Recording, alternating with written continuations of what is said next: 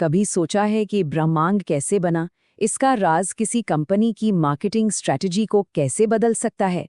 आज हम एक ऐसे ही अनोखे नजरिए को समझने की कोशिश कर रहे हैं जो अंतरिक्ष के गहरे दर्शन को जमीनी कारोबार से जोड़ता है।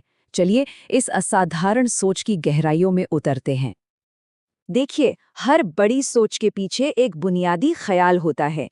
इस नजरिए का भी एक कोर आइडिया है कि ब्रह्मांड सिर्फ तारों और ग्रहों का झुंड नहीं, बल्कि ज्ञान का एक बहुत बड़ा जीता जागता खजाना है, और यही वो फाउंडेशन है जिस पर सब कुछ टिका हुआ है। तो चलिए, सबसे पहले इसी फिलॉसफिकल फाउंडेशन को समझते हैं और देखते हैं कि इस नजरिए में ब्रह्मांड को आखिर कैसे देखा गया है। यहाँ पर जो दायरा है वो कमाल का है। मतलब ये नज़रिया भौतिक दुनिया जैसे कि हमारा सोलर सिस्टम को अमूर्त चीज़ों जैसे हमारे पूर्वजों की यादों के साथ एक ही धागे में पिरोता है। एक तरह से ये साइंस और स्पिरिचुअलिटी का एक अनोखा संगम है। ये पर्सपेक्टिव ना मॉडर्न एस्ट्रोनॉमी और प्राचीन दर्शन के बीच एक पुल जैसा काम करता है। ये ब्रह्मांड को एक डायनामिक, जिंदा चीज की तरह देखता है, जो हमेशा फैल रहा है, जहां जन्म और मृत्यु का चक्र लगातार चलता रहता है। ये वही विचार हैं जिन्होंने सदियों से विचारकों को प्रेरित किया है। मतलब ब्रह्मांड में कुछ भी परमानेंट नहीं है, सब कुछ एक कभी न खत्म होने वाले चक्र में है, विनाश और फिर सृजन का। यही लगातार चलने वाला डांस ही ब्रह्मांड को चलाता है, जैसा कि ये कथन साफ करता है। तो अब इस विशाल ब्रह्मांड से हटकर हम अपने घर यानी प्लैनेट अर्थ की साइंटिफिक सच्चाइयों पर फोकस करते हैं। 4.54 अरब साल, सिर्फ एक नंबर, और ये नंबर हमें फिलॉसफी की दुनिया से निकालकर सीधे साइंस की ठोस जमीन पर ले आता है। ये हमारे ग्रह की उम्र है, और यहीं से इसकी कहानी शुरू होती है। ये टाइमलाइन ना अरबों सालों की कहानी को कुछ ही पलों में समेट लेती है। एक आग के गोले के रूप में जन्म से लेकर जिंदगी की पहली चिंगारी तक, और आखिर में हम इंसानों के आने तक, ये उथल-पुथल और जबरदस्त बदलाव की एक जबरदस्त कहानी है। तो आखिर हमारा ग्रह बना किस चीज से है? हैरानी की बात है कि मुख्य रूप से सिर्फ दो ही तत्व हैं, लोहा और ऑक्सीजन। यही वो बेसिक बिल्डिंग ब्लॉक्स हैं जिनसे हमारी दुनिया की हर चीज बनी है, इसके गर्म कोर से लेकर उस हवा तक जिसमें हम सांस लेते हैं।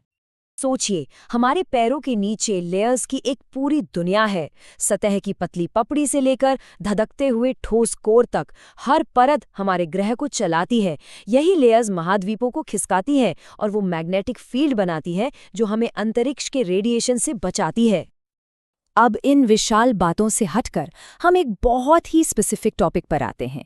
यही वो संगठन है जो इन सभी बड़े विचारों को एक साथ लाने का दावा करता है, analysis solution mathematics coaching centre या ASMCC। इसके फाउंडर हैं CEO गौरवदीप गौतम, और उनके नेतृत्व में इस संगठन का मिशन ब्रह्मांडीय दर्शन को प्रैक्टिकल शिक्षा और बिजनेस सर्विसेज से जोड़ना है। तो इनकी पहली सर्विस है निवेश। लेकिन उनके नजरिए से देखें तो ये सिर्फ पैसा लगाना नहीं है। एक लगातार बदलते ब्रह्मांड में ये भविष्य में स्थिरता और विकास के बीज बोने जैसा है। और यही विचार इस स्टेटमेंट में साफ झलकता है। निवेश भविष्य की तैयारी है, अच्छे वक्त के लिए एक जरूरी कदम। अगला नंबर है मार्केटिंग का। उनके लिए ये सिर्फ प्रोडक्ट बेचने की कला नहीं है। जैसे एक एस्ट्रोनॉमर तारों को समझता है, वैसे ही वो ग्राहक की ज़रूरतों और इच्छाओं को गहराई से समझने पर जोर देते हैं।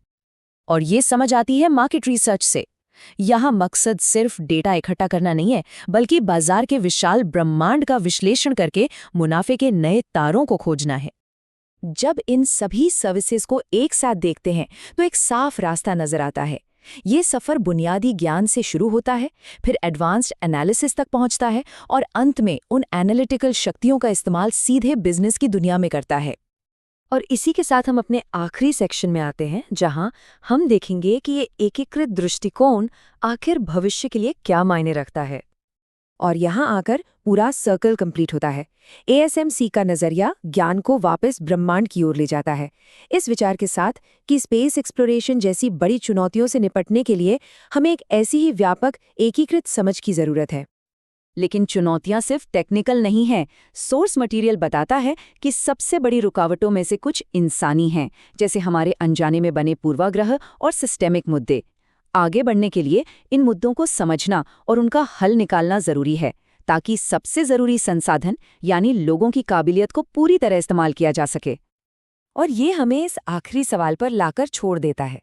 एक ऐसी दुनिया में जहां हर कोई स्पेशलाइजेशन की बात करता है, क्या एक ऐसी बड़ी एकीकृत थ्योरी के लिए कोई जगह है जो ब्रह्मांड को कॉमर्स से जोड़ती हो? ये एक ऐसा सवाल है जिस पर सोचा जाना चाहिए। आज हमारे साथ जुड़ने के लिए धन्यवाद।